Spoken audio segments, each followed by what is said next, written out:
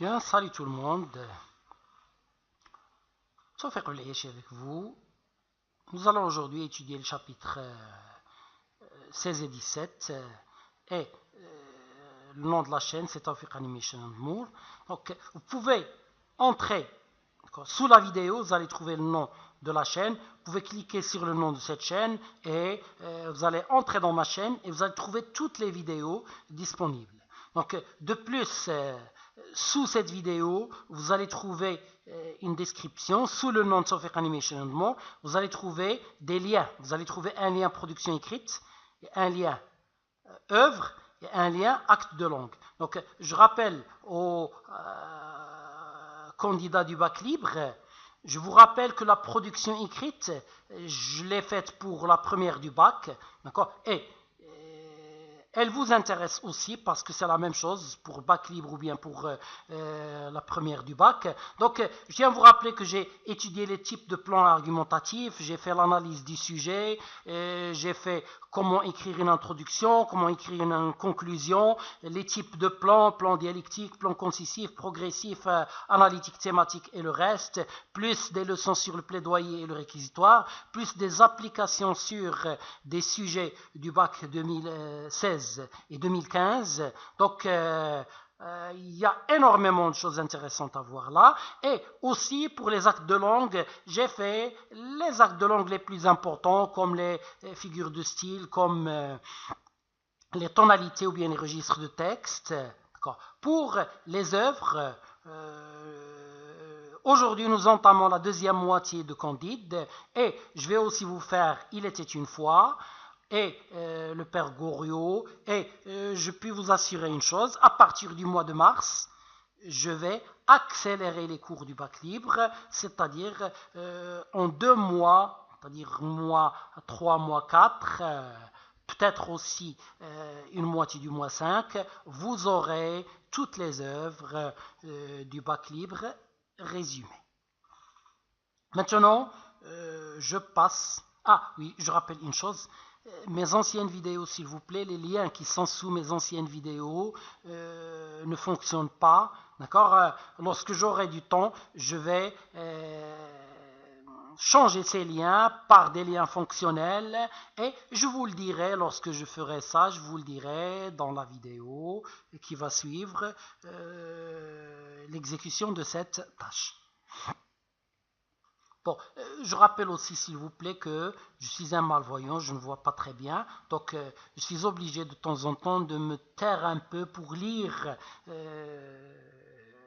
les idées que j'affiche devant vous, parce que je ne les vois pas très bien, je vois tout brouillé, même si l'écriture est très grande et même si pour écran j'ai une grande télévision, et malgré cela, je vois de façon très embuée, comme à travers un brouillard. Alors excusez s'il vous plaît mes arrêts, mes silences avant de parler lorsque j'affiche une nouvelle idée. Bien, pour le chapitre 16e et pour tous les chapitres, vous trouvez sous le nom du chapitre une petite idée donnée par Voltaire. Essayez d'apprendre par cœur ces idées.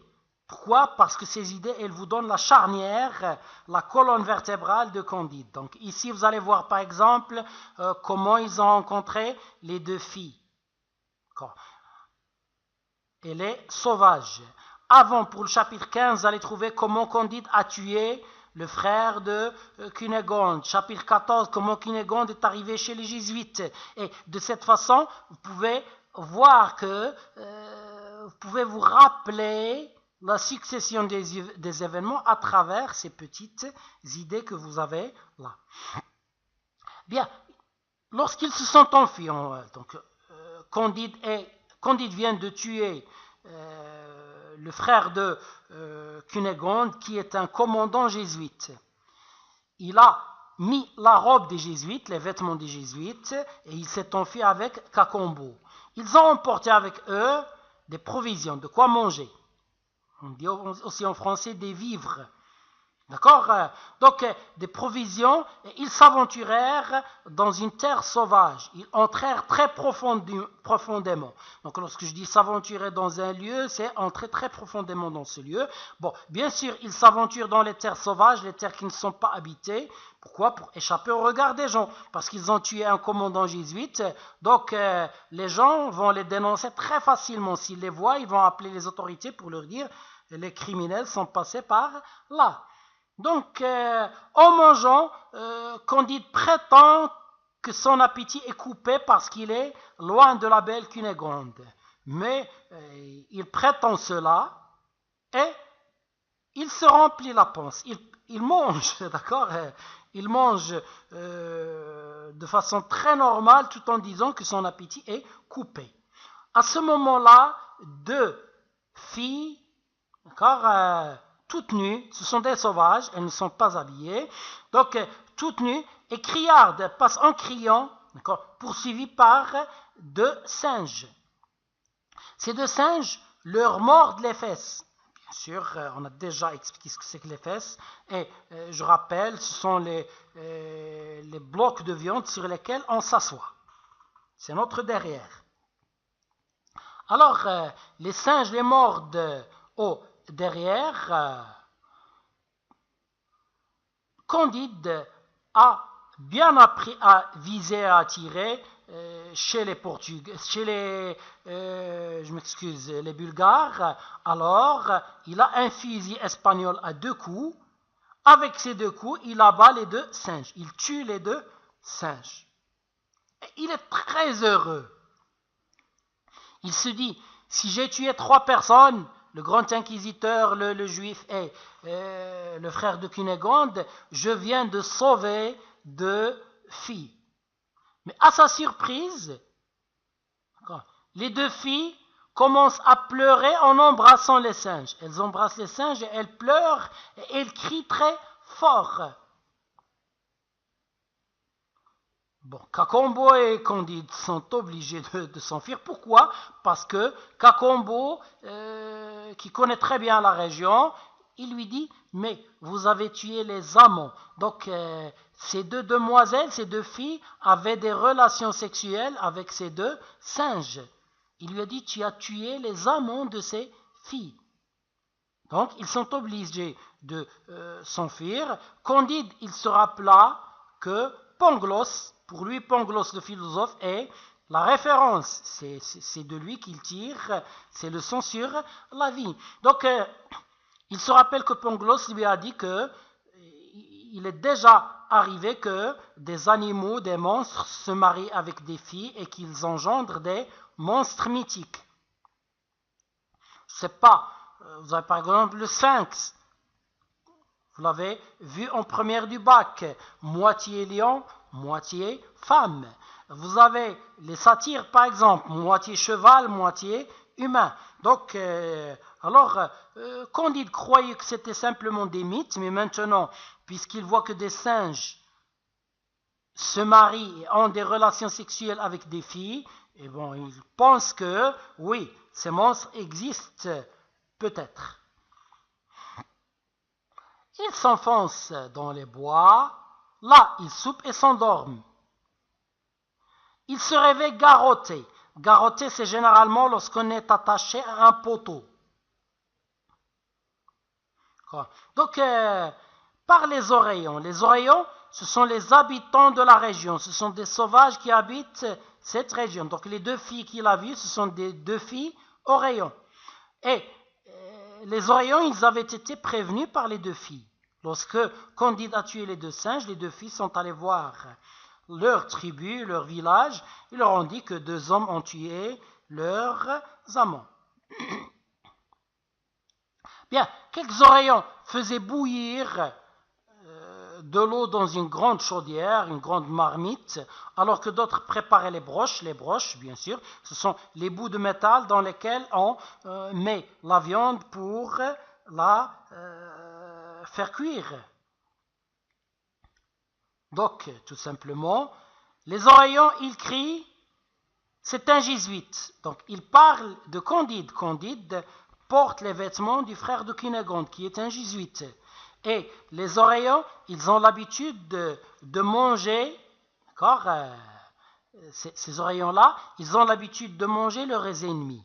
Ils ne mangent pas leurs amis, mais lorsqu'ils attrapent un ennemi, ils le mangent. Donc, Kakombo, je m'excuse, leur dit, mais non, Candide a tué un jésuite, c'est votre défenseur, c'est l'ennemi de votre ennemi.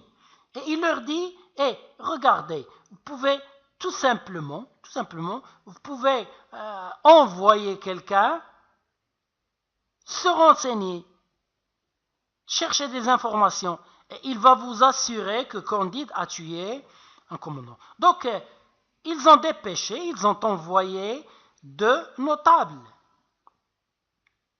Alors, je m'excuse, je suis revenu en arrière. D'accord? Donc, les oreillons ont envoyé 2 notables pour chercher des nouvelles. Et ils sont revenus, ils ont affirmé que Candide a tué le commandant des Jésuites. Donc là, on leur donne à manger, on les traite très très bien. Chapitre 17e, c'est comment Candide et Kakombo arrivèrent à l'Eldorado. Donc, Oro,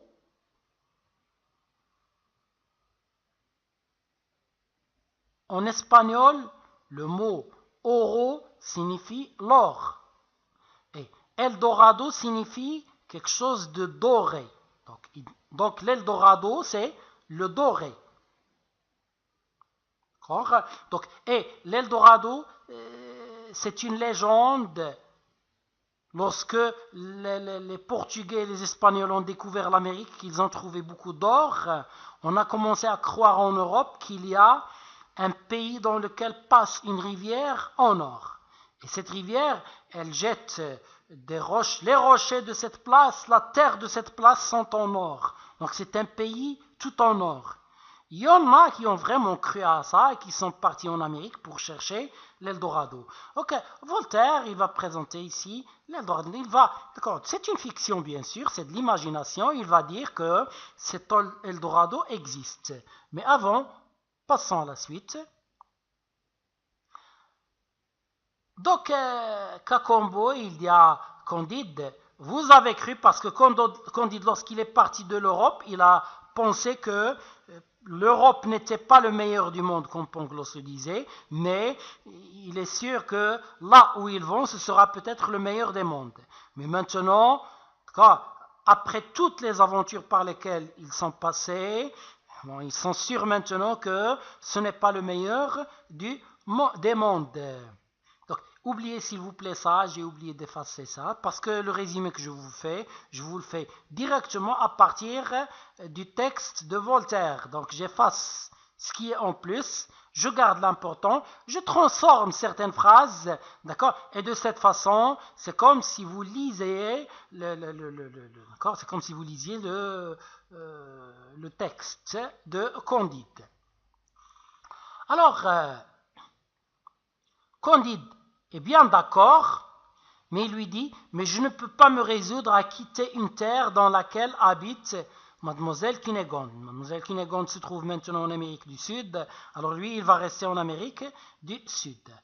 Kakombo, il lui dit, allons à la Cayenne. Là, il y a des Français, et les Français, ils vont partout dans le monde. Ils vont nous aider peut-être, ils vont nous emmener dans une place où on sera en sécurité. D'accord? Donc, alors, le voyage vers la Cayenne se révèle comme étant très très difficile. D'accord? Donc, tellement difficile que leurs chevaux mourirent de fatigue et qu'ils n'ont plus trouvé à manger. Ils ont consommé toute leur provision, toute leur nourriture. Et ils ont dû pendant 1 mois, ils se sont nourris de fruits sauvages et d'herbes sauvages. Enfin, ils arrivèrent à une petite rivière. Elle est bordée de cocotiers. Les cocotiers, ce sont les arbres qui donnent des noix de coco. Et là, ils trouvèrent un canot. c'est une petite barque sur le rivage. Ils remplirent ou bien remplir, c'est la même chose. Ils remplirent cette barque de coco et la poussent dans l'eau et se laissent emporter par le courant, c'est-à-dire ils vont dans la direction du courant d'eau. À un certain moment, à une certaine distance de la rivière, à un certain moment, la rivière s'enfonce sous la terre. Une voûte, c'est comme le ciel. Le ciel, on dit la voûte céleste. Lorsque vous avez un plafond qui a une forme ovale, le plafond d'une maison qui a une forme ovale, on l'appelle une voûte. Donc, alors ils trouvent une voûte de rochers dans laquelle s'enfonce la rivière et ils la suivent. À l'intérieur, le lit de la rivière se resserre, il devient plus étroit. Et on sait une chose, lorsque l'eau passe par une place qui est très large, si cette place se rétrécit, il devient moins large, l'eau s'accélère. C'est pour ça, lorsque vous arrosez une place avec un tuyau d'eau, pour que l'eau, donc si l'eau tombe à 1 mètre, si vous voulez que l'eau arrive à 4 mètres ou bien à 5 mètres, vous appuyez sur l'ouverture. Pourquoi? Parce que vous rétrécissez le conduit d'eau, vous rétrécissez la place par laquelle l'eau sort. Et comme vous la rétrécissez, l'eau s'accélère. Et puisqu'elle s'accélère, elle va partir à une distance plus grande. Donc, au lieu de tomber à 1 mètre, elle va tomber à 4 ou bien à 5 mètres. Donc, ils voyagèrent sous terre pendant 24 heures. Et enfin, ils arrivèrent, ils revirent le jour, ils sortirent de nouveau sur la terre. Leur canot se cassa tout simplement sur les écueils, sur les rochers pointus qu'on trouve au bord de l'eau. Donc il se fracassa sur les écueils, ils durent se traîner de rocher en rocher. Se traîner ici signifie marcher très difficilement. Enfin, ils arrivent à un beau paysage. Le monde qui se révèle à eux est très très beau, une très belle nature, tout y est vraiment très beau. Ils arrivèrent dans un premier village et ils s'arrêtèrent vers la première maison qu'ils trouvèrent. À côté de cette maison, ils trouvèrent des enfants jouant avec des palets. Les palets, ce sont de petits morceaux de métal, en général ronds, qu'on jette pour frapper quelque chose. C'est un jeu que jouaient les enfants dans le passé. Et les palets qu'ils trouvèrent là, les palets avec lesquels jouaient ces enfants, c'était des palets en or et en émeraude. Les émeraudes, ce sont des pierres précieuses, des pierres très chères, comme les diamants. D'accord? Et les rubis, c'est la même chose. Donc, ce sont des palets en or, j'ai effacé or ici, mais ce sont des palets en or, en émeraude, en rubis, d'accord, en diamant, en pierres précieuses.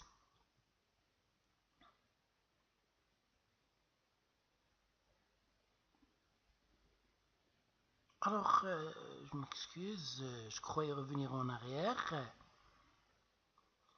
Bon, alors, ces enfants étaient même habillés en or.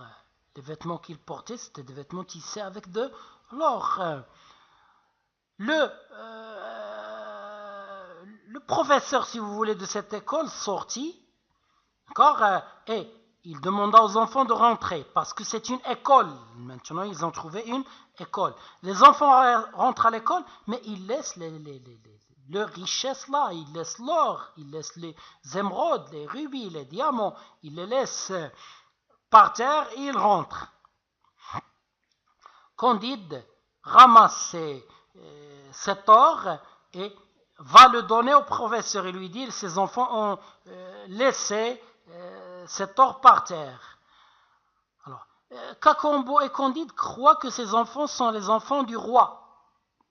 Et ils croient que cet homme, c'est le percepteur du roi. Le percepteur, c'est à peu près si vous voulez, c'est le comptable. D'accord ? C'est le comptable du roi, donc il va, celui qui croit le comptable, il lui donne l'or, les émeraudes, les rubis, et il lui dit: les enfants ont oublié ça, mais le comptable jette l'or en regardant avec une grande surprise Candide. Oui, vous avez compris, parce que ce pays, c'est l'Eldorado. Donc, en Eldorado, l'or, c'est comme les pierres que vous trouvez dans la rue. C'est comme si, par exemple, chez nous, tu as pris des pierres et tu es allé les donner à quelqu'un en les lui présentant comme de l'argent. D'accord? Alors,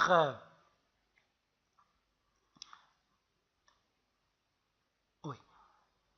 Ils ont continué leur chemin, ils sont arrivés à un petit hôtel. D'accord? Et là, lorsqu'ils sont entrés, ils ont trouvé beaucoup de nourriture, une table très bien servie, pleine de nourriture et de mets à manger. D'accord? Et on les invita à manger, on leur demanda de manger. Lorsqu'ils mangèrent, ils voulurent payer. Bien sûr, Candide, lorsque le professeur d'école n'a pas accepté l'or, il a mis cet or et ces rubis dans sa poche. Maintenant, il veut payer avec 2 pièces de cet or. Il donne 2 pièces. L'hôtelier et sa femme, l'homme qui dirige cet hôtel avec sa femme, éclatent de rire, ils commencent à rire. Ils disent à Candide, pardon, nous savons que vous êtes un étranger puisque vous voulez nous payer avec cet or. Et il lui dit, le métal que vous avez là, ce sont les grandes pierres, les pierres de nos grands chemins, d'accord? Donc ce sont les pierres qu'on trouve partout chez nous, d'accord? On ne paie pas avec ça. Et de plus, chez nous, les hôtels sont payés par le gouvernement, par l'État, si vous voulez, par le roi, d'accord? Donc personne ne paye lorsqu'il vient manger dans un hôtel. Vous pouvez manger, vous en allez, et ils lui disent, vous devez même nous pardonner parce que la nourriture ici n'est pas convenable. Si vous êtes allé dans un grand village, vous auriez trouvé de la très belle nourriture. Alors, Candide et Cacambo sont très surpris. Ils se demandent quel peut être ce pays